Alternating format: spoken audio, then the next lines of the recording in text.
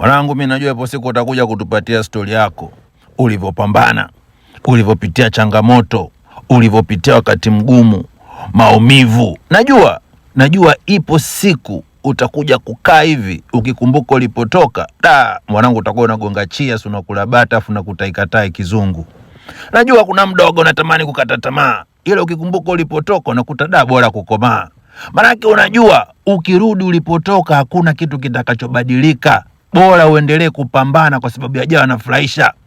Unaona mitano unaikalia hiyo ni ya Mwenyezi Mungu, sio ya shetani. Ili ufaulu ni lazima ukalie mtihani. Amini ya kwamba na kuaminia jeshi langu latoka magetoni. Komaa mwanangu, ipo siku utakuja kutupatia stori yako. Hapo ulipo wewe sio wa kwanza, wengi tumepita, ndio maana nakwambia leo hii mwanangu. Kaza mwanangu. Naongea na wewe unayepambana, sio wewe ule kaa nyumbani kwa mama unalala saa 7 za mchana, hapana. Naongea na wanaharakati, jeshi latoka magetoni. Oya mwanangu, ipo siku watakuja kukuheshimu. Najua hawaamini katika ndoto yako. Ndoto ni ya kwako, sio ya kwao mwanangu. Kwa hivyo usitarajie waamini katika kitu unachokifanya. Ni wewe ndo wa kuamini, ni wewe ndo wa kujikubali, ni wewe ndo wa kujipenda.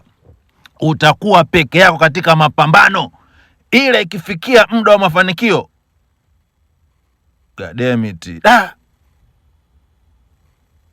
Jaza mwenyewe.